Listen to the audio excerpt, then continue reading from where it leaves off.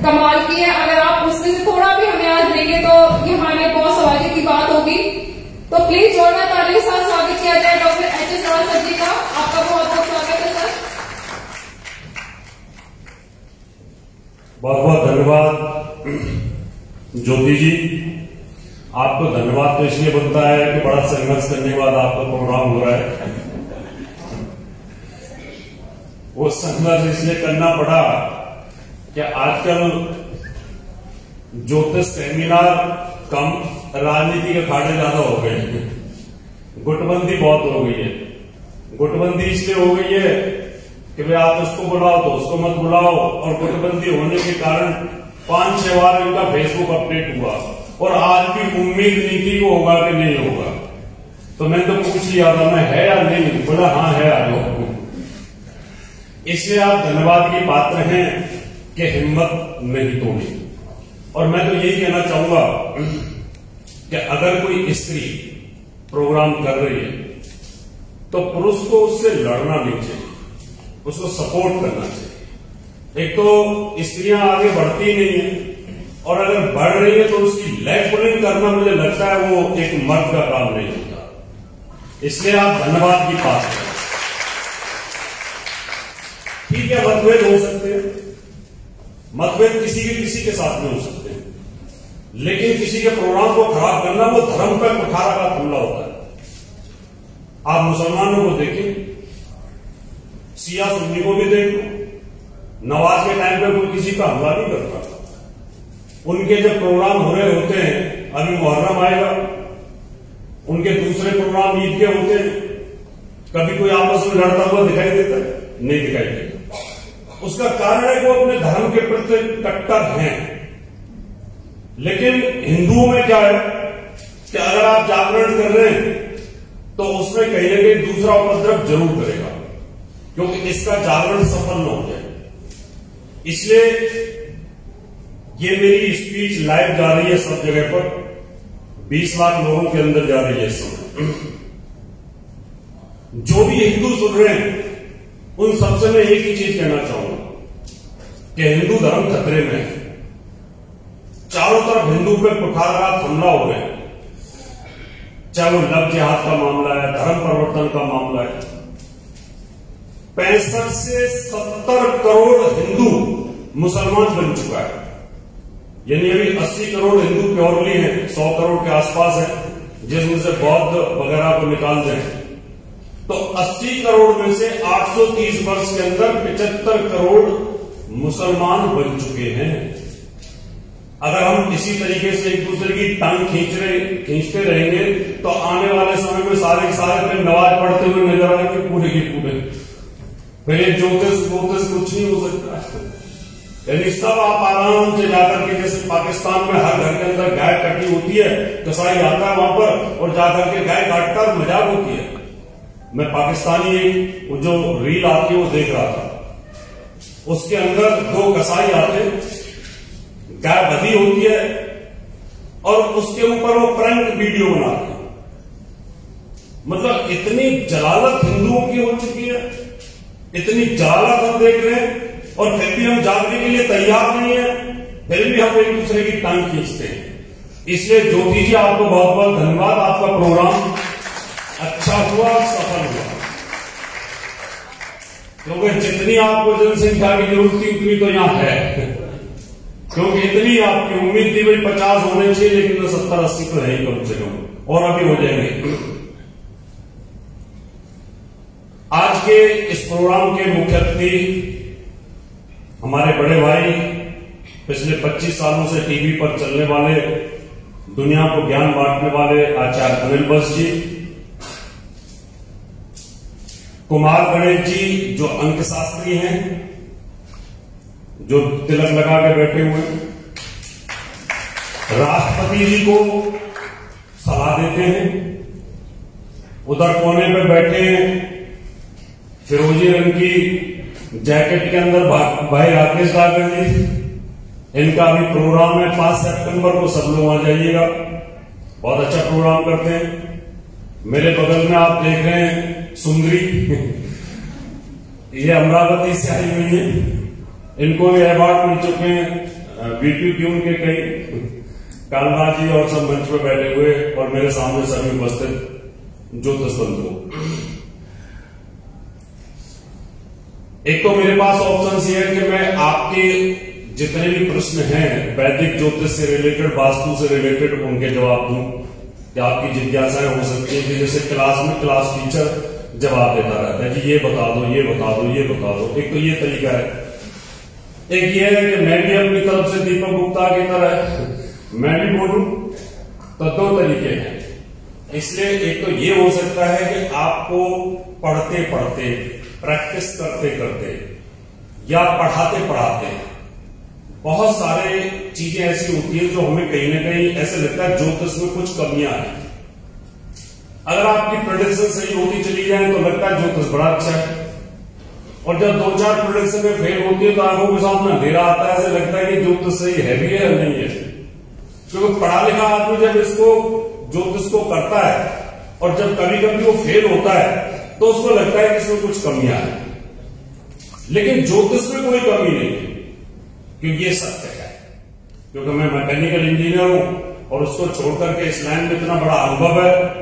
आस्था clip में सबसे पहले प्रोग्राम मेरे और आचार्य अनिल जी के ही शुरू हुए थे, पढ़ाने के प्रोग्राम हमने शुरू किए थे। इसलिए जब हम एक्यूरेसी में ज्योतिष में जवाब नहीं दे पाते तो फिर हमें ऐसा लगता है कि हम अपने आप से कुछ सही नहीं कर रहे। भाई डॉक्टर गलती करे तो कोई बात नहीं, क्यों वो डॉक्टर, उसने गलत दवाई दी, आदमी मर गया, उसको पाप तो लगता है अंदर से कि मेरी गलती हुई है, मेरे से गलत दवाई दी है मेरे पेशेंट को, लेकिन कोई उसको पूछने वाला नहीं है। इंजीनियर का बनाया हुआ पुल और मकान ढह गया, कोई बात नहीं, क्योंकि उसको गवर्नमेंट से मिली हुई डिग्री है। वकील मुकदमा हार जाए 302 का, 376 का, कोई बात नहीं, एक को तो हारना ही था, एक को जीतना था, कोई बात नहीं, क्योंकि डिग्री है उसके पास गवर्नमेंट की। अगर आपकी बनाई हुई कुंडली से डिवोर्स हो जाए तो बोलेंगे ज्योतिषी को कुछ नहीं आता, ज्योतिषी बकवास है, ये कुंडली मिलान ही बकवास है, कुछ नहीं है। सारा की सारा पूरा ठीकरा ज्योतिष ऊपर फोड़ देते हैं और यहां पर फिर डिप्रेशन आना शुरू हो जाता है ज्योतिषी को। लगता है कि यार कारण यह है कि हमारे पास सर्टिफाइड गवर्नमेंट की डिग्री नहीं। अगर गवर्नमेंट की डिग्री होती और हमारी कुंडली मिलान फेल हो जाता तो हम भी बोलते थे कोई बात नहीं, वो प्रोफेसर को जाके पूछो और यूनिवर्सिटी को पूछो कि भाई क्यों पढ़ाया, क्यों फेल हो गया। लेकिन ऐसा भी नहीं। ज्योतिष बहुत प्यारा विज्ञान है। ये अगर समझ में आ जाए तो आपके साथ क्या हो रहा है, आपकी डेट ऑफ बर्थ को देख करके सब कुछ पता लग जाता है। कौन किसके सब कुछ पता लगता है, लेकिन गलतियां हमारी होती हैं। अभी जैसे मेरे पास में 12 लोग कुंडली दिखाने के लिए आते हैं, 12 लोग, 12 की लोगों की मकर राशि है। जैसे सुखविंदर ने बताया था अभी कि मकर राशि तो शनि चल रहा है। मान लो ये सामने वाले 12 राशि मकर वाले सब जब पैदा हुए मकर राशि में ही हुए थे और ये सब की सब दुखी हैं और सब मेरे पास आते हैं उपाय पूछने के लिए। मैंने सबको नीलम लिख दिया, या मैंने सबको बोला जाओ पीपल के पेड़ के नीचे जाकर के अपना तेल का दीपक जला दिया। क्या वो सब 12 के 12 ठीक हो जाएंगे मेरे उपाय से? सही बताना, नहीं होंगे ना। ज्योतिषी यही तो कर रहा है। आपकी मेष लगन, आपकी मकर राशि, शनि की 7.5, शनि के लिखे हुए पूरे उपाय जो होते हैं कि भाई आप एक काम करना, कुत्तों को रोटी खिलाओ, पीपल के पेड़ के नीचे दीपक जलाओ, छाया दान करो, तेल का दान करो, शनिदेव का दान करो, शनि का मंत्र करो और साथ में नीलम पहनो, घोड़े की नाल का छत्ता भी पहनो। 7-8 लिख दिए। वृष लगन वाला भी आ गया मेरे पास। नेक्स्ट वृष लगन, उस पर भी शनि की साढ़े साथ है, वही उपाय सारे मैंने उसको लिख दिए। फिर मिथुन लग्न वाला आ गया, वो भी उसको मैंने बता दिया, तेरे पे भी साढ़े साथ ही है। तो क्या हम न्याय कर रहे हैं? आप तो न्यूमरोलॉजी के एक्सपर्ट हैं, किंग हैं, आप ज्योतिष नहीं जानते, और जानते भी होंगे तो अभी मैं आपको एज इट इज पूछ रहा हूं, क्या ये उचित होगा? नहीं होगा। यही गलती करते हैं हम, ये नहीं देख पाते कि मेरे पास जो 12 व्यक्ति आए, 12 की कुंडली में 12 साढ़े साथ ही चल रही है, लेकिन शनि सबका अलग अलग भाव में चला जाता है, और अलग अलग भाव में जाने के बाद वही शनि की साढ़े साथी के अंदर एक व्यक्ति तो अरबपति बन रहा है, और उसी साढ़े साथी के अंदर एक व्यक्ति जीरो पे जा रहा है, कर्ज में चला जाता है। तो क्यों सोचने में मजबूर नहीं होते आप? उच्च का बृहस्पति 12 लोगों का है, 67 में उच्च का था। अब 67 में बहुत सारे स्टार पैदा हुए, बहुत सारे पैसे वाले बने, बहुत सारे मिनिस्टर बने। 67 में माधुरी दीक्षित भी पैदा हुई, 67 में सहवाल हुसैन भी पैदा हुआ, दूसरे लोग भी पैदा हुए। आपकी 67 के टॉप पे जो सी है केजरीवाल 67 में मुख्यमंत्री है। अब केजरीवाल मुख्यमंत्री बना तो ये फिल्म स्टार तो नहीं बन गया, और भी सुपरस्टार जैसे बनी वो क्यों नहीं बन गया? इसका मतलब 67 की मेरी पत्नी भी है, वो तो कुछ करती नहीं, राज भोगती है, गुरु मां बन गई है। अब ऐसे राबड़ी देवी भी कहीं ना कहीं स्टारों की मालकिन होगी ना। दैट मीन्स ज्योतिषी को यह समझना होगा, आप लोगों को प्रेडिक्शन करते वक्त यह समझना चाहिए कि आप एक जैसे उपाय मत करो। अभी मान लो मेष लग्न में और बृहस्पति उच्च का है 4th हाउस में, तो उसके तो सुख साधन में तो कोई कमी है ही, उसको कोई कमी अच्छा हो सकता है। लेकिन जिसका बृहस्पति 6ठे भाव में उच्च का है, वो भी आपके पास आएगा। वो बृहस्पति की दशा के अंदर हो सकता है कर्ज में डूबा हुआ हो, और जिसका बृहस्पति जैसे कि अभी शायद दीपक ने बताया होगा, लगन में बैठा है गुरु चंद्रमा, लगन में गुरु बैठा तो उस व्यक्ति के पास पैसा झड़ता है। अगर मान लो गुरु लगन में बैठा हुआ है, एक का 6ठे में बैठा हुआ है, और सबके ऊपर गुरु की दशा चल रही है, तो क्या सभी ज्योतिषी बन जाएंगे? नहीं। कोई टॉप का बिजनेसमैन बनेगा, कोई टॉप का फिल्म स्टार बनेगा, कोई टॉप का कहीं ना कहीं क्रिकेट स्टार बनेगा, कोई नीरज चोपड़ा बनेगा, कोई दैया बनेगा। इसका मतलब हम गलती यही करते हैं। ज्योतिषियों से सबसे गलती यही होती है कि हम सिर्फ ये देखते हैं कि शनि की महादशा चल रही है, ये व्यक्ति अब परेशान हो जाएगा, राहु की अंतर्दशा चल रही है, ये व्यक्ति परेशान होगा, या तो जेल जाएगा या डिप्रेशन में जाएगा, कुछ ना कुछ प्रॉब्लम आएगी। लेकिन शनि की महादशा राहु की अंतर्दशा में वही व्यक्ति को करोड़ों का टेंडर मिल गया। मैंने उस व्यक्ति को कहा, मैं तू तो डिप्रेशन में, बोलता छोड़ो गुरुजी, मैं तो ये पूछने आया था, मेरे को 10 करोड़ का टेंडर मिला है, ये कितना लाभ देगा मुझे? अब मेरी आंखों के सामने तो फिर अंधेरा आ जाएगा, मैं ये प्रोडिक्शन कराऊं कैसे होगी? इसलिए यहां पर दिक्कतें आती हैं। तो आपको बड़े ध्यान के साथ ये देखना पड़ेगा कि जब आपके सामने कुंडली आए और व्यक्ति की कौन सी दशा चल रही है, जिस ग्रह की दशा चल रही है वो ग्रह कौन से भाव का स्वामी है, कौन से भाव का स्वामी है, और कहां बैठा है, किसके साथ बैठा है। This is the natural concept, universal concept. मैं कहां से आया? जनकपुरी से आया। कहां हूं इस समय? कॉन्स्टिट्यूशनल क्लब में हूं। किसके साथ हूं? विद्वानों के साथ हूं। तो ये फर्क पड़ेगा। मैं देश का प्रधानमंत्री हूं और राखी सावंत के साथ घूमना शुरू कर दूं,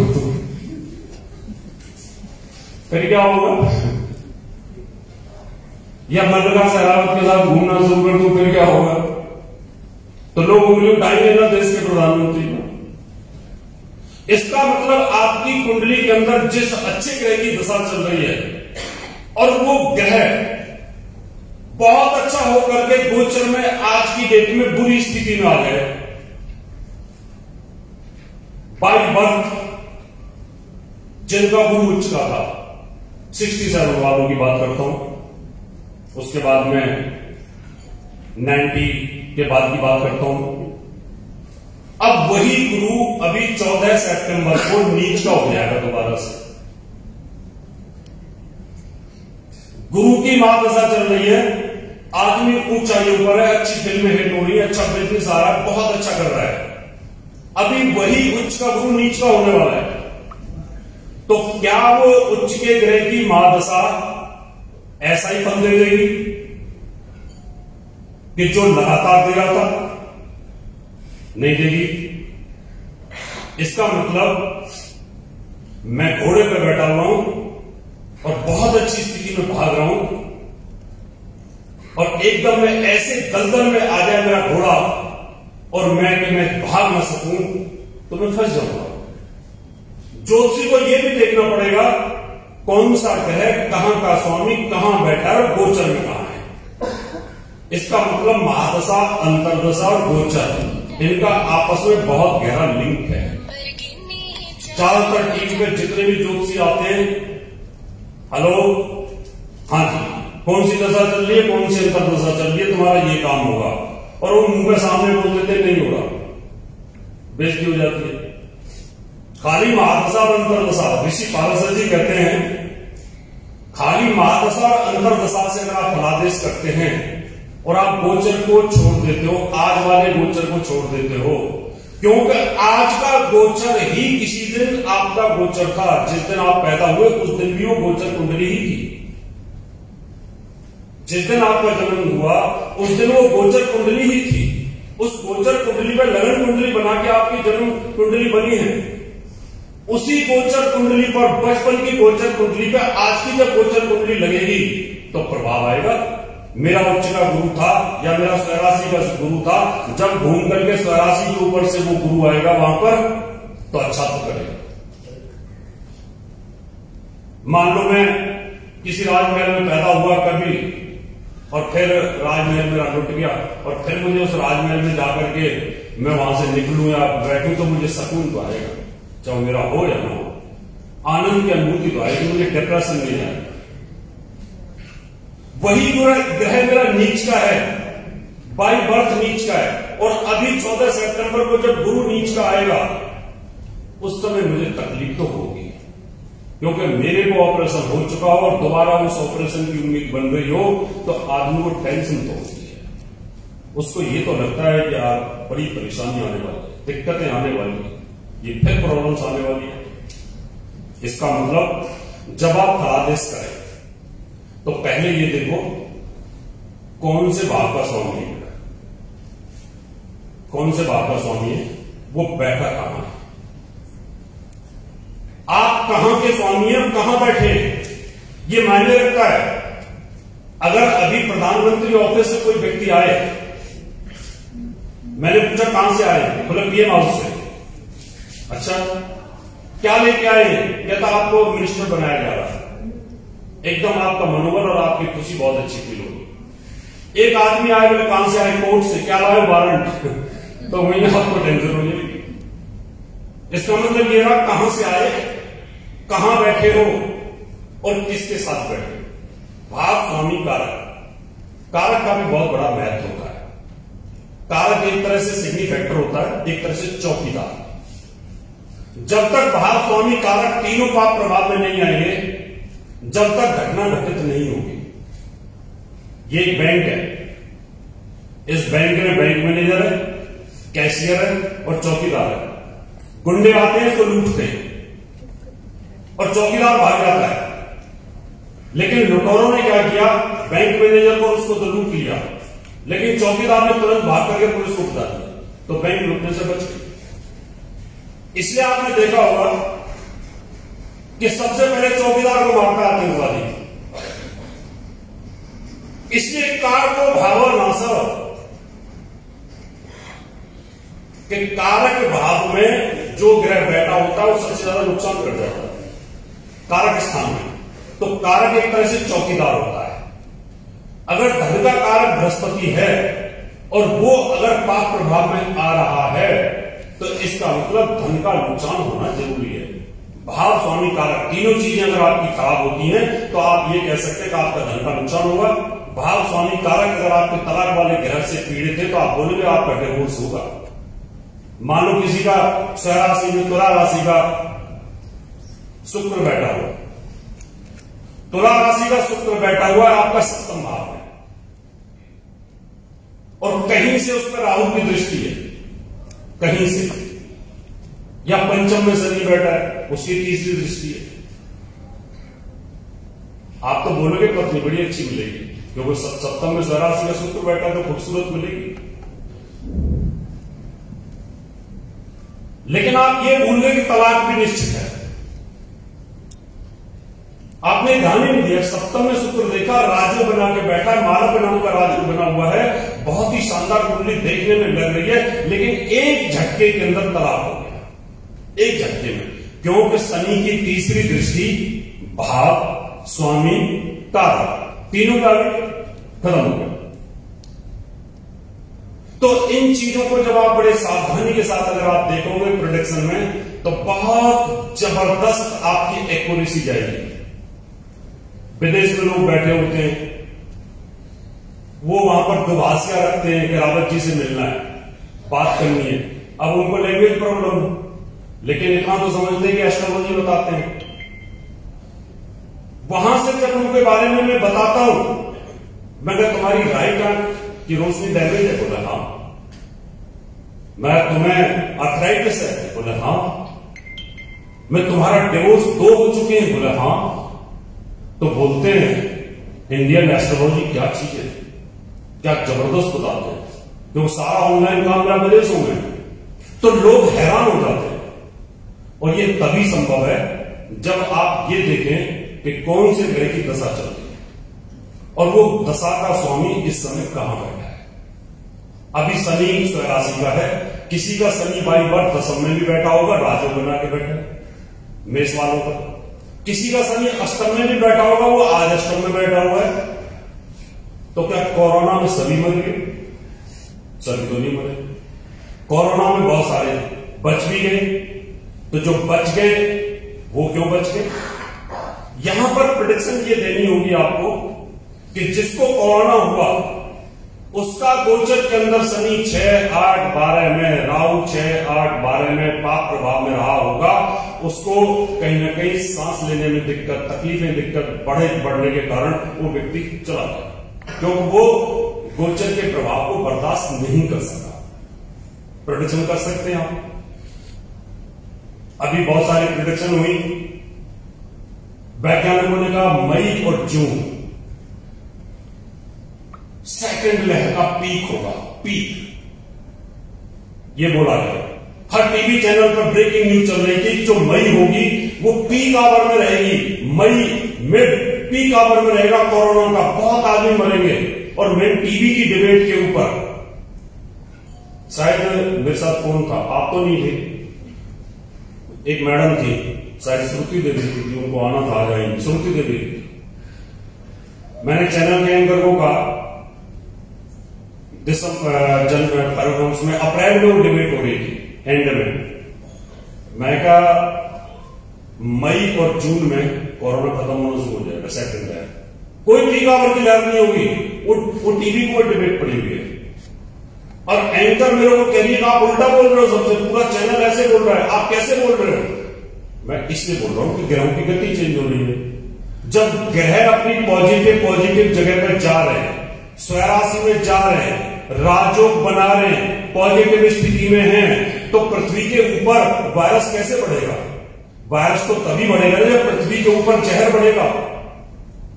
अब संभावना है, अब इससे संभावना है, इसकी हमने बोला है कि गुरु दोबारा से नीच होगा और वो शनि के साथ आएगा, तब थोड़ी सी दिक्कत आ सकती है। लेकिन वो 2 महीने 2.5 महीने के बाद में फिर सीधा होकर के मार्गी होकर के फिर निकल जाएगा कुंभ की तरफ, तो आगे समाप्ति को चला जाएगा। तो ज्योतिषी को उस लहर में नहीं चलना चाहिए। सारे ज्योतिषी एक ही चीज बोले जा रहे हैं टीवी के ऊपर, क्यों टीवी वाले तो बुलवाने की कोशिश करते हैं आपसे कि आप उनके अनुरूप बोल दो, क्यों उनकी टीआरपी बढ़ेगी। तो यहां ज्योतिष का नुकसान होगा। टीवी पर आने वाले बहुत सारे ज्योतिषी ज्योतिष का बहुत बड़ा नुकसान करते हैं। उनके उपाय ऐसे होते हैं अटपटे जिनको आप कर नहीं सकते। इसलिए जब आप प्रेडिक्शन करो तो ये देखो जिस ग्रह की महादशा है, जिस ग्रह की अंतर्दशा है और जिस ग्रह की गत्यंतर दशा है, तीनों दशाओं का आंकलन करना है और तीनों दशाओं के गोचर को भी आंकलन करना है। ये भी दिमाग में रखना है। महादशा, अंतर्दशा, प्रत्यंतर दशा, शनि की महादशा, शनि की अंतर्दशा, शनि की प्रत्यंतर दशा, 3 शनि जब चले किसी के ऊपर और शनि 6-8-12 में हो, शनि पाप प्रभाव में हो, तो उस व्यक्ति को कहीं ना कहीं तबाही का योग आएगा। उसको कहीं ना कहीं जेल जाना पड़ेगा, कर्ज में आ जाएगा, हाथ में कटोरा दे देगा शनि। और वही शनि गोचर में अच्छी जगह पर है और योग कारक है, डिग्री पर वो बलवान है, डिग्री पर बलवान है। ये ध्यान देना, डिग्री पर बलवान है, क्योंकि ग्रहों की डिग्री को नहीं देखते हम। हम तो खाली ये देखते हैं कि शनि है, उच्च का है, बड़ा अच्छा फल देगा, और वो अच्छा फल नहीं देगा। शनि उच्च होता है तुला राशि में, कितने डिग्री तक होता है? 20 डिग्री। किसने बताया ये? Very good. 20 डिग्री तक वो तुला राशि में उच्च का है। अगर मान लो किसी का 21 डिग्री का शनि हो और एक आदमी का, मान लो ये मैडम है, इनका 20 डिग्री का शनि है और इधर ज्योति जी का 21 डिग्री का शनि है, दोनों की दशा चल रही है, क्या दोनों का फल एक होगा? यही मार खाते हैं हम लोग। जिसका 20 डिग्री का, 19 डिग्री का, 15 डिग्री का है, वो तो उच्च का फल देगा, लेकिन 1 डिग्री क्रॉस करते ही उसका मित्रता का फल आ जाएगा, मित्रता का।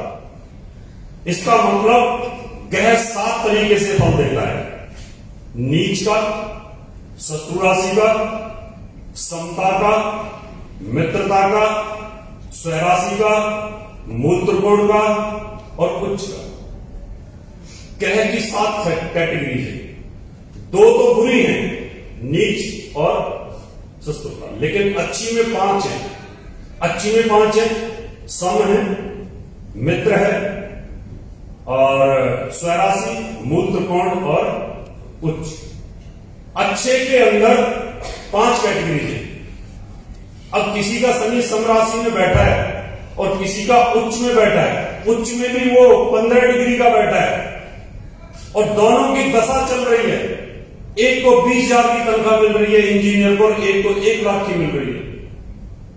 उसकी मां आके बोलती है ये दोनों साथ IIT में पढ़े, ये 20,000 में धक्के खा रहा है, इसको 1 लाख मिलती है, गुरुजी ऐसा क्यों है? कहता ये सब चलता है, ग्रहों का खेल है, सब चलता है, टाल दिया उसको। लेकिन ये नहीं बताया कि तेरा जो बेटा है, इसका जो शनि सम राशि में बैठा है, इसका उच्च बैठा है। ऐसे ही अगर 1 डिग्री से ही सम, मित्र और स्वराशि, उच्च और मूल त्रिकोण, चौथी कैटेगरी डाउन है। इसका मतलब एक ही डिग्री पर शनि, 21 डिग्री पर शनि अगर आ जाए तो वही शनि तुला राशि के अंदर 1 लाख वाले को 40,000 की तनख्वाह देना शुरू कर देगा। अगर आप ऐसे लिखोगे, आपको आइडिया है कि भाई एक इंजीनियर को कितनी तनख्वाह मिलती है, मान लो 2 लाख तनख्वाह मिलती है, तो आप बोलेंगे तेरे बेटे को 80,000 के आसपास की तनख्वाह मिलेगी और उतनी की मिलती है। बोलेंगे क्या ज्योतिषी है, क्या ज्योतिष बताता है बंदा, कमाल है, ग्रेट। 80,000 बोला, 80,000 की मिली। तेरे बेटे को कितने की मिलेगी? 2 लाख की। 2 लाख की मिल गई उसको। क्यों मिल गई? क्योंकि वो ग्रह खुद बलवान था। अभी एक और आदमी की शनि की दशा आती है या शनि की 7.5 चल रही है, एक व्यक्ति की तबाही हो रही है, एक व्यक्ति ऊपर उठता जा रहा है, एक व्यक्ति बहुत पैसा कमाता जा रहा है और शनि मूल त्रिकोण कौन सी राशि में होता है? कुंभ में। Very good. कुंभ में कितनी डिग्री तक होता है? नहीं पता है? पता है किसी को? 15 डिग्री। ठीक है, 20 डिग्री तक होता है। अब दो व्यक्ति ऐसे आते हैं हमारे पास में, दोनों की शनि की महादशा चल रही है, दोनों का शनि कुंभ के अंदर है। एक का शनि 15 डिग्री का है या 20 डिग्री का है, और एक का शनि फिर 21 डिग्री का कुंभ में।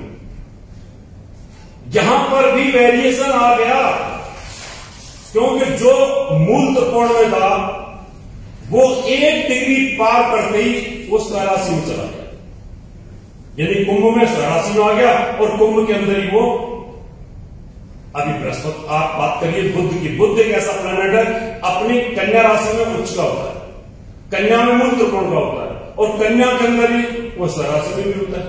एक ही बुध 3 प्रकार के फल दे रहा है। 15 डिग्री तक फल कुछ और है, 15 से 20 में कुछ फल और है, 20 से ऊपर कुछ फल और है, और हम हैरान हैं कि बुध की दशा के अंदर ये क्या चेंज हो रहा है। इसलिए ज्योतिष बहुत प्यारा विज्ञान है, बहुत गजब का विज्ञान है, बशर्ते कि इसकी स्टडी कराने वाला ठीक हो, आपको पढ़ाने वाला ठीक हो, और पढ़ने वाले की मेहनत अच्छी हो, और फिर आपका अभ्यास अच्छा हो, तो फिर ज्योतिष उसी प्रकार से काम करता है जिस प्रकार से भगवान ने हमें नेचुरल डेवलपमेंट के लिए भेजा हुआ है। कि जो वैदिक पद्धति है पाराशर जी की, वो टोटली की टोटली मनुष्य के जीवन की जो उत्पत्ति होती है उसी के आधार पर काम करता है। इसमें कोई भी चेंज नहीं है, इसमें किसी प्रकार का चेंज नहीं है। दूसरी विद्याएं हैं, अभी देखिए प्रधानमंत्री मोदी हैं, उनके खिलाफ दुनिया भर के दूसरे अपोजिशन वाले भिन्न भिन्न प्रकार के हथकंडे करते हैं, करेंगे, उनका कर्तव्य वही है, क्योंकि ग्रहों में 2 गुट हैं। क्या है? 2 गुट, एक देवता और दूसरा राक्षस। वो कर्म है, जब वो आ जाएंगे तो ये करेंगे, दोनों का नियम एक ही है। इसलिए ज्योतिष के अंदर एक डेमोक्रेसी है, वो काम करती है, यानी अंतरिक्ष में ग्रहों की डेमोक्रेसी है, वो काम करती है। आप जब भी फलादेश करें, आप ग्रह को देखिए कि कौन सा ग्रह कौन सी लग्न। भिन्न भिन्न विद्याएं होती हैं हमारे यहां पर। लाल किताब वाले गुरुजी जब जो पैदा हुए होंगे, उन्होंने लाल किताब का अध्ययन किया। लाल किताब में कुछ ऐसी चीजें देखी कि भाई अगर किसी की कुंडली नहीं है तो उन्होंने एक ही लगन फिक्स कर दी, उन्होंने कहा ब्रह्मांड फिक्स है। उनके दिमाग में ऐसा आइडिया रहा होगा कि ब्रह्मांड फिक्स है, फिक्स ब्रह्मांड का उन्होंने ग्रह को घुमाना शुरू कर दिया। उनके अपनी चीजें हैं, केपी की अपनी चीजें हैं, नाड़ी ज्योतिष की अपनी चीजें हैं, केमिस्ट्री का अपना विज्ञान है, सामुद्रिक विज्ञान अपना विज्ञान है। यानी आप तिल विज्ञान को देखोगे, सबका अलग अलग प्रभाव होता है। तो ज्योतिष के अंदर जितनी भी विद्याएं हैं सबका अलग अलग प्रभाव होता है, बशर्ते हम उनको जान लें। अभी बहुत सारे ऐसे इस दुनिया के अंदर, साउथ इंडिया के अंदर एस्ट्रोलॉजर है जो माथा देख के कुंडली बनाते हैं, बहुत सारे ऐसे जो हाथ देख के कुंडली बनाते हैं, बहुत ऐसे जो कान देख के भविष्य बता देते हैं, बहुत ऐसे नाक देख के भविष्य बता देते हैं, बहुत से ऐसे गर्भवती महिला देख के बता देते हैं कि लड़का चाइल्ड है, मेल चाइल्ड है, फीमेल चाइल्ड है। तो इस प्रकार की बहुत सारी विज्ञान होती है। एक आदमी पूरे शरीर को रिसर्च नहीं कर सकता और ना ही कोई ऋषि कर सकता। अगर आप एक ही विद्या के अंदर अगर महान होना चाहते हैं तो आपको एक पर ही स्टडी करनी पड़ेगी।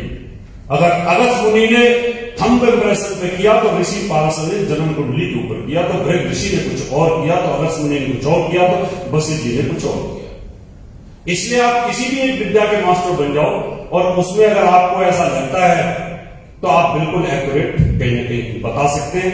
लेकिन सभी विद्याओं की जननी है वैदिक पाराशर पद्धति, बाकी सब इसकी टहनियां हैं।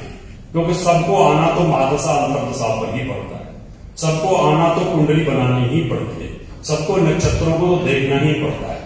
क्यों कि वैदिक ज्योतिष बहुत लंबा विषय है, इसको सीखने में ही सालों लग जाते हैं। जब ये सीखने में आती है तब जाकर के हम इसके अनुभव को ले पाते हैं। बाकी और सब एक एक दो किताबें हैं, उनको आप याद कर सकते हैं, उनसे भी आप फलादेश बहुत सटीक बता देते हैं। इसलिए लाल किताब के एक्सपर्ट हैं, उनके पास जाके बैठो, वो भी बता देते हैं फटाफट, ऐसे भी एक्सपर्ट है, क्योंकि सबको अनुभव हो जाता है। तो इसलिए जब भी आप फलादेश करें, ग्रहों की कुंडली के साथ साथ ग्रहों की डिग्री को जरूर देखिएगा। उनसे आपको ये पता चलेगा कि इसकी कुंडली में जो महापुरुष राजयोग है, जो भी केंद्र त्रिकोण राजयोग है, या जो दरिद्र योग है, वो कितना पावरफुल है, कितना पावरफुल। आपने बोला दरिद्र योग है, तुम तो कटोरा हाथ में लेके घूमोगे, उस वो आदमी घूमता मर्सिडीज में, उसी दरिद्र योग में। लेकिन वो दरिद्र योग तो ऐसा बना कि वो डिग्री कभी खत्म नहीं हो गया, उसमें कोई जान ही नहीं बची। तो कई बार एक स्टूडेंट मेरे पास आया, उसने डबल पीएचडी की हुई थी, उसका पैर टूटा हुआ था,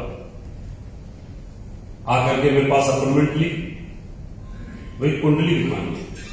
मैं देखते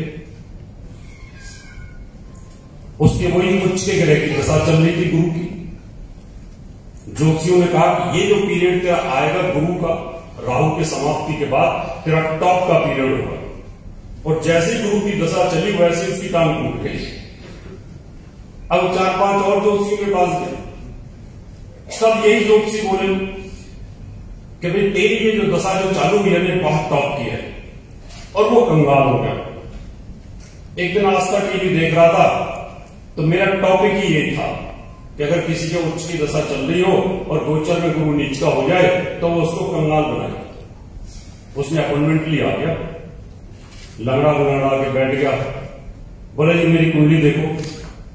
मैं कहा यार तेरी कुंडली तो तू 67 का है, और तेरी कुंडली तो उच्च का गुरु है, पर मैंने तू तो कंगाली के कगार में है। बोले जी आप पहले ज्योतिषी जिसने बोला कंगाली के कगार में, ऐसे कैसे बोल दिया आपने? मैं तेरा गुरु इस समय नीच कर चल रहा, छठे भाव में चल रहा है, चोट दुर्घटना एक्सीडेंट कर्जा वगैरह सब होगा। बोले जी मुझे ज्योतिष सीखनी है। मैं कहा तेरा छठे भाव में गुरु बैठा तो ज्योतिषी से बन जाएगा, पर मैं करेगा तो धूर्ताई पर सीख ले। उसको मैंने ज्योतिष सिखा दी। सिखाने के बाद में अब रोज अपने बेटे की कुंडली बोले, बोर्ड पे लगा दो, बोर्ड पे लगा दो, बोर्ड पे लगा दो। मैंने एकदम उसके बेटे की कुंडली बोर्ड पे लगा दी। मैं कि ये लड़का तेरा नपुंसक है, तो उसको टेंशन हो गई। अब था भी नपुंसक वो। अब तब से उसको मेरे से थोड़ी एलर्जी हो गई गुरु से। लास्ट वाले दिन जब मैं सर्टिफिकेट दे रहा था तब बोलता है गुरु जी आपने ज्योतिष सिखा दी, पर आपके अंदर अगर दम है तो मेरी ज्योतिष विद्या को आप लेके दिखाओ वापस। मैं क्या मैं नहीं ले सकता, क्योंकि सिखा दी तो सिखा दी, पर मैं क्या तेरी कुंडली का एक प्रेडिक्शन मैंने छोड़ दिया था। बोले क्या? मैं क्या तेरी हत्या तेरा बेटा ही करेगा, और वही हुआ। शराब पी के उसके बेटे ने गोली मार दी उसको, अखबार में भी आया था बहुत बड़ा। तब मुझे पता चला कि वो मार दिया। श्रद्धा भाव, गुरु के प्रति श्रद्धा भाव होना बहुत जरूरी है। आप सीखते रहो और सीखते सीखते बोलो सीख जाने दे, तेरे सामने ज्योतिष के अंदर खोलूंगा। तो उससे जो कपट बनता है शरीर के अंदर, उससे ये विद्या नहीं आती, आप भूलना शुरू कर जाते हैं, धीरे धीरे सब खत्म हो जाता है। इसलिए ज्योतिष एक पवित्र विज्ञान है।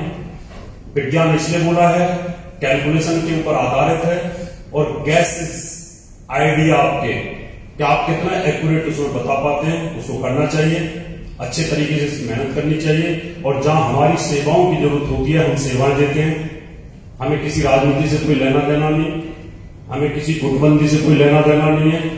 प्यार से जो बुलाता है चले जाते हैं, जो ना बुलाए उसका भी भला, जो बुलाए उसका भी भला। उद्देश्य ये रहता है कि वे सबके सामने अच्छी चीजें रखी जाएं। अब किसी को कोई भी क्वेश्चन पूछना हो फलादेश से संबंधित तो आप फ्री हैं, पूछ सकते हैं, मैं बताऊंगा। और बिना झिझक के। ये मत सोचना कि भाई मैं पूछूंगा तो लोग बोलेंगे इसको तो ज्योतिष नहीं आती है, ऐसा कुछ नहीं होता। अगर हमें कुछ समझ नहीं आता तो हम आचार्य अनिल जी से पूछते हैं कि आचार्य जी जरा बताने से क्या मतलब पूछ लेते हैं, क्योंकि उनका अनुभव हमसे ज्यादा है और अनुभव इसके ऊपर टिका होता है। और वो बताते हैं, कहीं हम जाते हैं 10-10 घंटे ट्रैवलिंग साथ करते हैं, ट्रेन में भी होते हैं, तो हमारी बातचीत होती रहती है, पूछते रहते हैं, उलझ जाते हैं एक दूसरे से। कितनी देर हमारी बहस चलती रहती है तो लोग मजे लेते हैं, देखो दोनों उलझे हुए आपस में। तो आनंद तभी आता है जब ज्ञान को आदान प्रदान करते रहो तो ये हरा बना रहता है। और अगर इसको आप अपने पास बांध के रख लोगे तो ये धीरे धीरे सड़ना शुरू हो जाएगा, इसमें दीमक लगनी शुरू हो जाती है। तो अपना उद्देश्य यही रहता है, इसको फैलाना चाहिए, क्योंकि पता नहीं कि कब हार्ट अटैक हो जाए और कब फिर दीपक जी ने कहा था कि मेरे तो गिरहनी ऐसी बैठे हैं। इसलिए आप जो पूछना चाहते हैं पूछ सकते हैं, बताइए। एक बार सर फिर से बता दीजिए, कारक को भाव विनाश है। कारक को भाव विनाश, कारक स्थान जो होता है, जैसे धन भाव है दूसरा, यहां धन का कारक होता है गुरु, वाणी का कारक होता है बुध, संगीत का कारक होता है यहां पर शुक्र, आंखों का कारक यहां पर राइट आंख का कारक होता है सूर्य। तो कितने कारक हो गए यहां पर। अब खूबसूरती अगर देखनी है, चेहरे की खूबसूरती, तो शुक्र को देखेंगे। आंख में खराबी है एक में, मान लो हमने बोला तेरी राइट आंख खराब हो जाएगी, तो एक आंख खराब हो जाएगी। अब जिनकी एक आंख खराब होती है उनकी एक आंख में तो ग्रह खराब बैठा ही। मान लो हमने कहा धन भाव पर बृहस्पति बैठा है और वो पाप प्रभाव में हो, बाप भी पीड़ित हो, बाप का स्वामी भी पीड़ित हो, और भाव का कारक स्वराशि में बृहस्पति बैठा हो और पाप प्रभाव में हो, तो धन नहीं रुकता। देखने में तो बहुत पैसा लगेगा आपके पास, लेकिन पैसा नहीं होगा। इसलिए किसी भी भाव के अंदर जिस भाव का वो कारक प्लेनेट है स्वराशि में बैठा है तो दिक्कत आएगी। उच्च के गुरु के लिए पारसंजन ये कहा है, उच्च का गुरु जहां भी बैठेगा या उच्च का कोई भी है सामने नीच दृष्टि देखता है। इसलिए जो महान आदमी होते हैं उनका सप्तम भाव सबका पीड़ित होता है, किसी को भी देख लेना। यानी जिनके उच्च के गुरु बैठे हैं लगन में या उच्च का शनि बैठा है सामने, तो नीच दृष्टि देखेगा ही देखेगा। तो जितना भी महान आदमी होगा, बड़े से बड़ा आदमी, उसका वैवाहिक जीवन कहीं ना कहीं आपको डिस्टर्ब हो ही जाएगा लगन में बैठने से। इसलिए कारक भाव में स्वराशि में पाप प्रभाव में बैठा हुआ ग्रह उस भाव का नाश कर सकता है। और कोई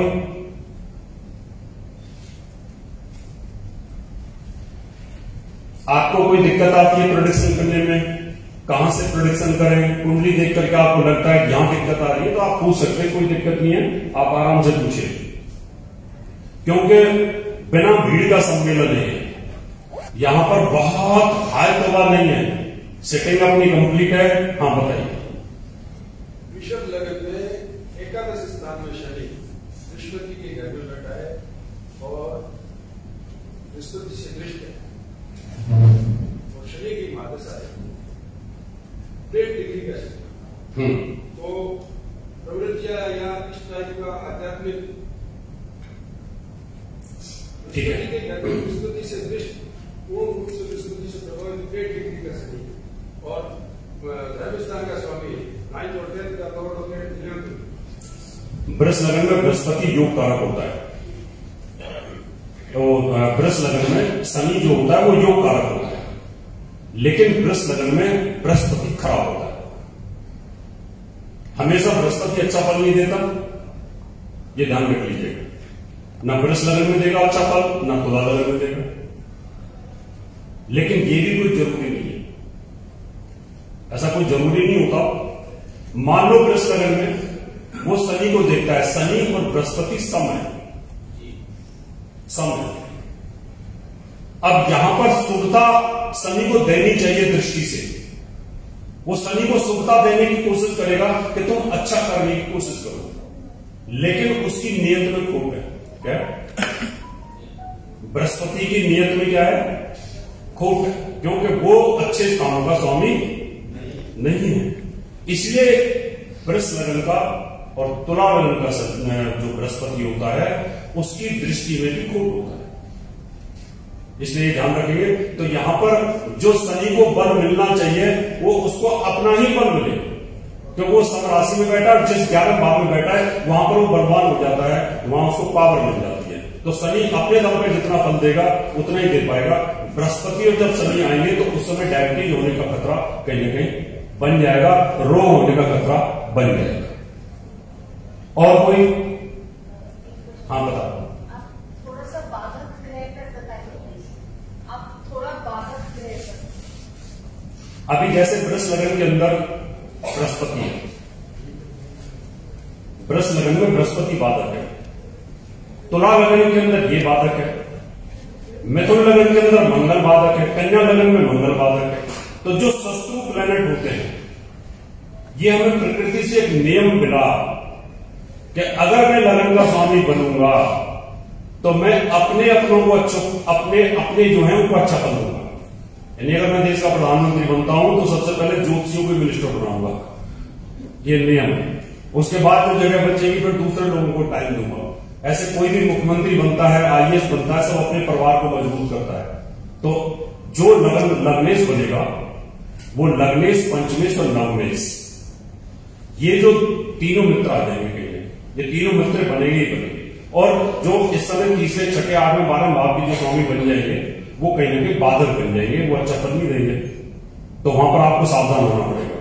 ये देख लो कि लगन कौन सी है और उसमें किस ग्रह की दशा चल रही है, वो दशा कहीं ना कहीं आपके लिए नुकसानदायक होगी।